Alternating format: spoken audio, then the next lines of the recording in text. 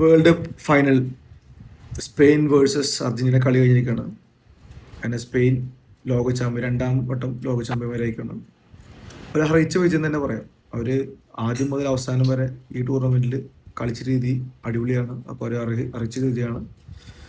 നമ്മൾ Argentina fan എന്ന നിലയിൽ നിരാശയുണ്ട്, അത് മറച്ചു വെക്കാൻ പറ്റില്ല. നിരാശ നന്നായിട്ടുണ്ട്.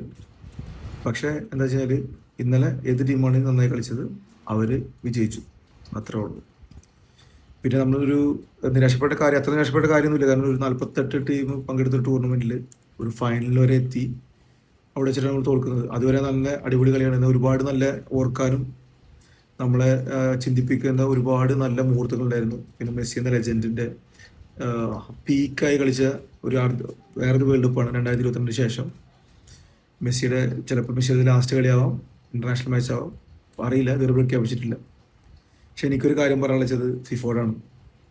നമ്മൾ ഗൂഗിൾ പേ വഴിയും ഫോൺ പേ വഴി അയച്ച പൈസ, ഇത്രയധികം പൈസ അയച്ചിട്ടും നിങ്ങൾ ഫൈനലിൽ നമുക്കൊപ്പം നിന്നില്ല.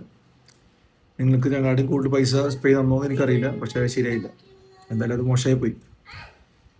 ഇനിയിപ്പോൾ വേറെ ജേഴ്സി ഒന്നും ഇല്ലാത്തതുകൊണ്ടാണ്.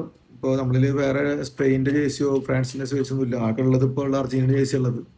അപ്പോൾ അത് മാറ്റി വെക്കാൻ പറ്റില്ല. അപ്പോൾ അതിട്ടിട്ടാണ് വീഡിയോ ഇടുന്നത് കേട്ടോ, വേറെ ഒന്നുമില്ല. അപ്പോൾ നിരാശ ഒരുപാടുണ്ടെങ്കിൽ പോലും ഒരു മാസം വേൾഡ് കപ്പ് അടിപൊളി എൻജോയ് ചെയ്തു. നാട്ടിലെത്തിയപ്പോൾ സമയത്തിന് ബുദ്ധിമുട്ടുണ്ട്. സമയം 2:30 ആയതോടുകൂടി ചില കളികൾ കാണാൻ പറ്റിയിട്ടില്ല. ലൂസേഴ്സ് ഫൈനലൊന്നും കാണാൻ പറ്റിയില്ല. പക്ഷെ എന്നാലും പരമാവധി കളി കണ്ടിട്ടുണ്ട്. അപ്പോൾ ഇതുവരെ നമ്മൾ തല്ലുകൂടിയതും നമ്മൾ അങ്ങോട്ട് ട്രോൾ ചെയ്തും മറക്കാം. വീണ്ടും കളി പറയാൻ വേണ്ടി വരാൻ പറ്റുമെന്ന് വിശ്വസിക്കുന്നു. Thank you. വാമോസ് അർജന്റീന, ആഡിയോസ്.